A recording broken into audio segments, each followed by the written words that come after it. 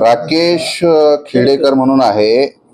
काल रात्री त्यांना पोलिसांनी अटक केलेली आहे आणि सातारा पोलिसांनी केलेलं आहे अटक त्यांना.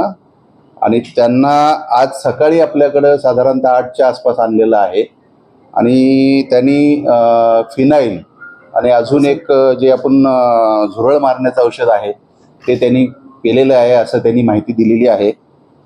हे जे औषध आहे ते करोजिव्हमध्ये येतं आणि त्यांनी जस्ट पोलीस पकडायच्या आधी थोड्या वेळापूर्वी पिलंय आणि त्याच्या हातात काय बॉटल वगैरे होती अशी माहिती मिळते.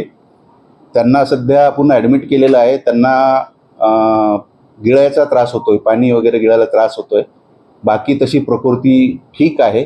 आपण त्याची जी काही औषध पिलं आहे हे करोजिव्ह आहे, त्याच्यामुळे त्याची आपण आता एंडोस्कोपी करणार आहोत. एंडोस्कोपी केल्यानंतर कुठे कुठे काही इजा झाली ते आपल्याला कळेल.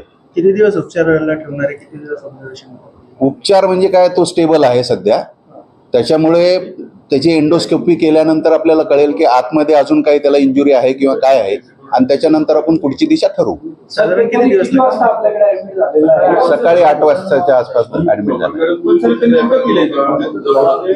नाही, पुण्यात नाही, साताऱ्यामध्ये ना. साताऱ्यामध्ये पकडलंय त्यांना. तर पोलिसांनी पकडण्याच्या आधीच त्यांनी घेतलेलं होतं आणि त्या बाटल्या त्यांनी पोलिसाला दाखवल्या अशी माहिती मिळते. ज्यावेळेस तो हे पिलेला आहे त्याच्यानंतर कुठं खासगी दवाखान्यात त्याचा उपचार झाला असं देखील समजते आणि उपचार करून त्याला ससून लागले तर असं काय आहे का की थेट रुग्ण तुमच्याकडे आला होता? आता काल रात्री घेतलेला आहे त्यांनी, तर दुसरीकडे कुठं ना कुठं त्यांनी उपचार घेतलेलेच असावेत त्याच्या आधी.